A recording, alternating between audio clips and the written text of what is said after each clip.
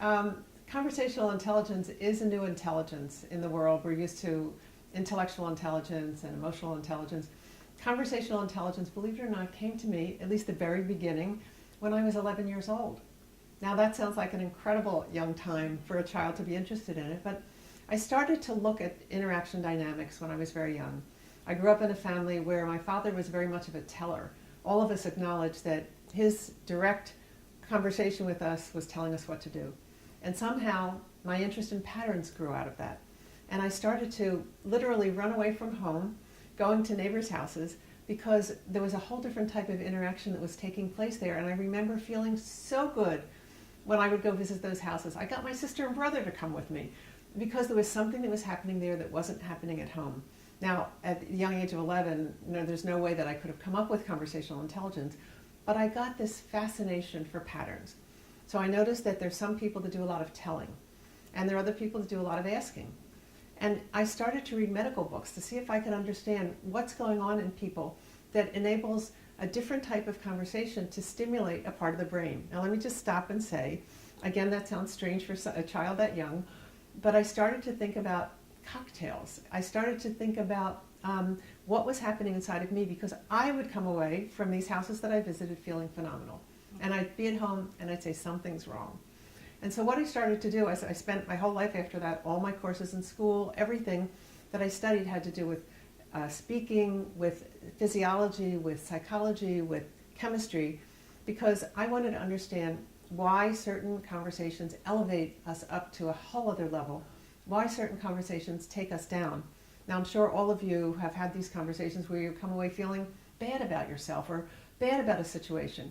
And that kind of pulls you back into thinking in your head and being upset. I wanted to understand what were the conversations that made me feel so good. So conversational intelligence was actually started in my research when I was at a very young age. However, it's continued throughout my whole lifetime. It's launched a whole story around, not only a story around conversational intelligence, but practices and tools and insights that people that I do a lot of coaching with can use in everyday life to accelerate their clients' ability to achieve great goals. And this is what's so exciting about this field. It's having immediate interest from people. People are doing wonderful experiments with it. And the end result is it's validating so much of the research being pure and true. It's not just mine. Now it's all the other people that are using this discipline in order to help elevate their organizations. It's very fascinating. Years ago, when I was trying to pull in the best neuroscience that I could find to help explain why this conversational framework made such a difference, and I discovered a woman named Angelica DeMoca. She's a double PhD. She's at Temple University, the Fox School of Business. She was the first neuroscientist to ever be brought into a business school in order to help bring science and whatever the business is together and make sense. And her work and the work of what I found out were over 40 people, and now, many years later, it's continuing. So much research is being done on this, is that what is trust all about? And how does that connect to conversations? What Angelica's work discovered, which I think is fascinating, is that trust and distrust live in two different places in the brain. Imagine that. They're not even the same. We speak about trust and distrust like it's the same thing, but in fact it's not. So when we're in distrust with another person, our lower brain, the primitive brain, reptilian brain some people call it, is very activated. When we're in distrust and we don't believe that the other person has our best interest in mind, our brain automatically feels it. We feel the energy of distrust, and we go to our lower brain, which is the, again, amygdala. It's the oldest brain, reptilian brain. It's the brain for protection. And so our whole body feels the energy field when we're not being trusted and goes back to this part of the brain, and it closes down the part of our brain that accesses critical thinking, empathy, foresight, all those incredible things that make us, when we're at our peak behavior, it's lost when we're in distrust. It turns out that trust lives in the prefrontal cortex and heart connection. In other words, our heart quickly can pick up, in fact, even faster than anything else, whether I can trust another person. And if my read is, yes, I can trust you, then a whole different chemistry occurs in the brain. The prefrontal cortex and heart pick it up and sense it, and we get a rush of oxytocin. Unlike cortisol, which closes down the brain and readies us for protect behavior, when we're being in trust, the chemistry of oxytocin emerges. It's bonding, It's the ability to connect with someone. It opens up this part of our brain, and it says in the language of trust, I trust you, and therefore I will allow my most important characteristics, behaviors, assets to come to play. Imagine, it's a door that you can open up with someone. So that's why the conversations are going to be changing depending on whether you're in protect or whether you're in partner. And so again, as coaches, the idea of being able to understand when those two doors get opened, how they get opened, and to be able to coach our clients into understanding it. Those leaders who might have been leaders that produced a lot of distrust because of the way they spoke with people will now learn how to move into trust. What kind of language? Because language is the translator into the emotional state and into the chemical state of another human being. So the words we use impact us in ways that open and close different parts of our brain. So trust being in the prefrontal cortex, so desirable for us to learn how to live in that, because it connects other parts of what we're going to talk about in conversational intelligence and enables people to understand why trust is the platform that changes the way we connect with others. I think one of the most important things that coaches can learn is built on what I talked about, which is trust and where trust lives in the brain. Coaches need also to learn a lot about teaching and helping their clients create spaces that are safe. Because as we talked about trust and distrust, I go into distrust when I feel I'm not safe in some way. And we are now learning that there are ways to prime an environment, to do things before you go into meetings, to do things even in your own mind, to begin to think about what's my intention, what do I want to create, what are the outcomes I want. All of these things have something to do with changing the neurochemistry in our bodies and in our minds. And I can't underscore that enough. There's no interaction that we do with people that doesn't have a chemical impact in some way or another. And so understanding the framework of what causes cortisol, what produces oxytocin, all the kind of languaging that goes around that, and then how do you prepare the environment? It's like preparing the soil to grow a beautiful plant. How do we prepare the environment, prime for the conversations that we want to have so that the best result occurs? I think one of the most exciting things that has come out of this research is the idea that we have different levels of conversation. And most people think conversation is you talk to somebody, you interact. What we create in conversational intelligence are distinctions that help us understand that there are different types of conversations to use for different purposes and that the impact is different. And in an ideal world, coaches help their clients understand the 3 levels of conversation, which I'll describe, and then how to help people move in and out of the appropriate level. And one of my clients said the level for the fit. In other words, put the level and fit together and you get a wonderful conversation. When the wrong level is chosen, people don't understand it and it creates a different type of relationship. So let me explain. Level 1 is called transactional conversations. And that is how we connect with another person at a basic level. We talk, we ask things, we tell things. It's the basic ask and tell. And I look at the dynamics. They're always together. There's always a push and a pull. In this case, it's ask and tell. People use this level to confirm what they know very often. So I meet a new person, we start to talk, I talk about what I know, I ask them questions. It's a very basic transactional level that helps me get to know them when it's healthy. There's a healthy version and a not healthy version. So the unhealthy version is when I get locked into tell, sell, yell. It turns out that when I get in a role and I'm telling, and I feel really good about it because now I'm in control, dopamine occurs in the brain. It rewards me for being a good teller. So many people end up with so much dopamine that they end up doing telling all the time. And what we try to help leaders understand is this is an important level. It's not one you want to get stuck in. In fact, many of my clients look at their meetings now and say, oh my God, we're too much in level 1. Let's go to level 2 or let's go to level 3. Level 2 is the next one. Level 2 is called positional. This is not where we're just transferring information. Many of us know about persuasion. We know that when we have a point of view, we want to advocate for that point of view. That's we want to tell. Or we might want to inquire into other people's points of view. That's the pull. So that's the ask. Every level has an ask and a tell. In a higher version, in this positional level, this is where people go into meetings and they're trying to influence each other to come over to their point of view. In many cases, it doesn't say that they're not open to another person's thinking, yet there's much more of a pull towards their point of view. That's very positional. And every company has positional meetings where people come away either resolving or not resolving. But this is an important second level because we all need to have points of view and learn how to influence in them. And the last level is the transformational level. This is one where people actually step into a completely different part of our brain. This is where, when trust is built, and we are open to talk with people with transparency, focusing on our relationship and building it, being able to talk about difficult things without having it hijack our amygdala. This level is one of the most profound levels because where the other two use up energy, this is the only level that creates energy.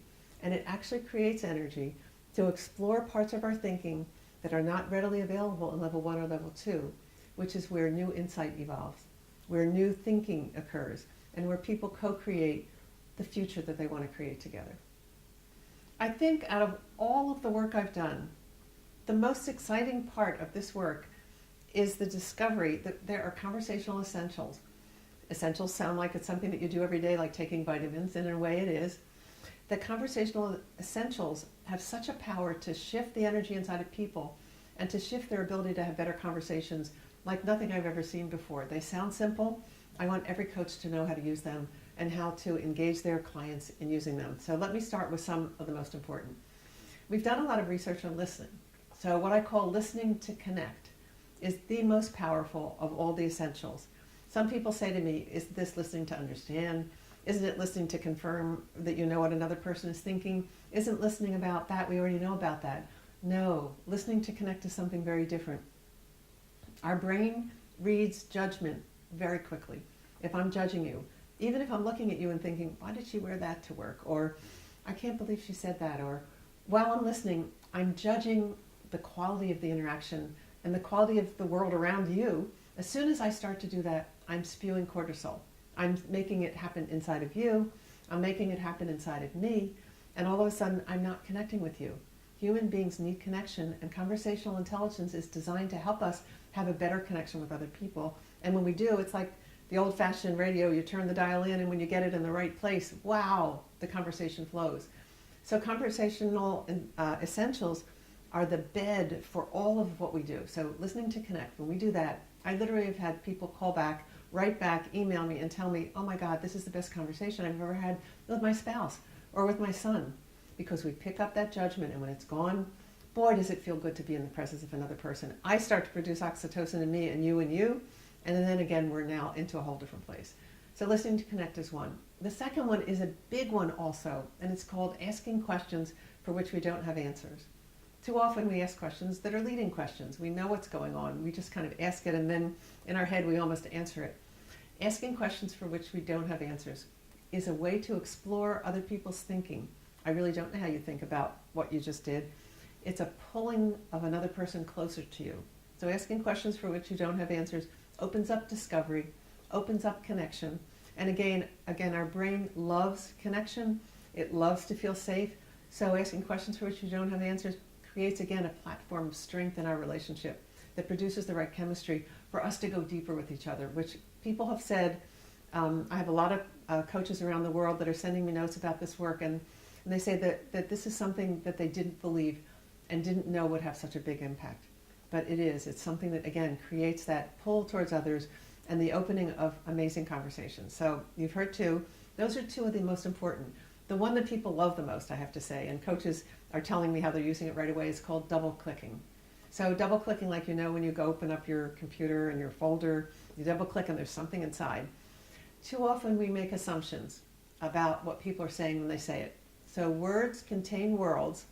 If I don't know what your world is and I don't check it, I could be seeing a completely different world in my head. We could walk away from a meeting. I could end up doing something you never expected. And now you think that you can't trust me because, hey, we talked about it. What happened? So the double clicking lowers distrust. It gives us a chance to ask questions on the simplest terms that people use and be totally surprised at what's inside. Even the question of what is trust for you. Once I double click on that and ask you what, like I can say, yeah, I know I want it, you want it, that's great, we agree. But I want to know what trust means to you. And once we get down to that level, everything changes because I really see the world from your eyes. I'm listening to connect, I'm asking questions for which I don't have answers, and a different you begins to show up. So it's valuable for coaches who are coaching clients. It's valuable for the coach who's trying to create a non-judgmental environment with their coachees. All of this is so powerful, and I can't underscore, they're simple, but they're life-changing. There are so many different types of rituals that we have that we've invented and discovered, and now we're finding coaches are inventing and discovering with us. These are rituals that, again, if you want to prime an environment for safety, if you want to make it a great conversational environment, you can do a particular ritual called rules of engagement. Some people have done this before, so it may not be new to all the coaches. What I want you to consider, so rules of engagement are, we're in a meeting, and how do we want the space to be? How do we want to shape it so that we get the best conversations? That's where people say, I want people to listen to what I have to say. Or I want people to challenge me if they think I'm not speaking up. I want to be able to listen really deeply. When I suggest doing rules of engagement, I suggest that you combine the double clicking with the rules of engagement, meaning whenever people describe what they want, that word alone is like a placeholder for so much that's behind the scenes. All the experiences that they've had with trust are going to live inside that word trust. And so if you're going to use the rules of engagement, which I suggest using for partnerships, for relationships, for teams, even for organizations to consider, make sure that you use double clicking with it, meaning if somebody says, I want to have everybody listen to me better, you want to talk about what does listening mean? What does better mean? And then you start to get into the real connection with other human beings. We feel heard, we feel represented, and we feel comfortable. So conversational intelligence has been rated the conversational intelligence thinking actually was rated by Inc. magazine as one of the top 5 trends in business in the world in 2016. So without ever expecting this book has risen up and means a lot to the world, those of you who have accessed it. So I want to make sure that you know where to get it. Amazon is a great place to get it. People who live all over the world have their own Amazon access.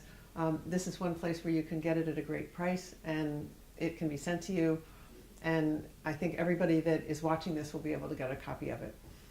I've written 7 books. I have to say that this is the one book that I tried to write so many times, and the other books ended up being the books that I wrote, partially because of what I'm going to share with you that the publisher said to me. Many of them said, who would want to read a book with science and business? Who would want to find that book, and where would we put it on the shelf? And so many times the book was rejected, whether it was the title or whether it was the content. I know it was a lot of the content. I'm so excited to say that we are at a time in our history where neuroscience is now becoming part of the conversations that people are having across the world. It's happening in coaching, it's happening in consulting, it's happening in business. I now know it's even happening in families that are using this work.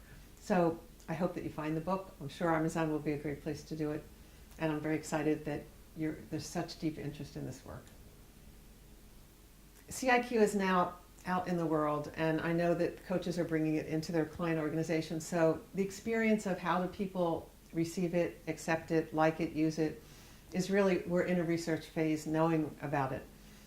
My experience has been that people are saying, I never knew that certain things I say to the people that I'm working with could have that kind of an impact. In other words, it's like a huge aha that leaders are coming to. It's not anything that says you have to change your persona leader. You have to change your interaction dynamics, which is a very different thing than trying to change who you are. And I think that's one of the big shifts that conversational intelligence brings into the world. It's all about patterns. It's patterns that people can recognize. I literally have people saying, oh my God, you put words to what I've been thinking. And so the receptivity of this work around the globe, I'm finding, is enormous. I spoke in Dubai. People were amazed and thrilled, and even people who are critical, and this was being translated, by the way, as well, they said that they had all of a sudden, in fact, one person came over to me at the end of the talk and said, your work explains the Koran. This was in Dubai. He literally bowed and he said, thank you, your work explains the Koran. And the Koran is a lot about cleansing spaces, because they had to clear the space, priming spaces. So when I spoke there, it was clearing the space before I spoke. I'm just thrilled that this is having universal appeal. I think we've hit something that's simple that people can apply. It doesn't matter what language that you're in. And the results have been extraordinary. We have 3 assessments for conversational intelligence. Do they and can they measure the success? These are called catalyst tools, and they're designed to help people understand how to bring trust into their organization. That's one assessment. How to assess a culture's use of the appropriate conversational intelligence tools and skills to enable them to be successful. So now we have assessments that people can take to measure where they are in their use of these skills, and then give them a roadmap for how to move forward. So those are the type of assessments that we have now. The business results obviously is another assessment, and if we look at companies that have used conversational intelligence, the impact it's had on them, and then we look at their business results, that is the best test, because that really is where you see results. One of the clients we worked with was Clairol.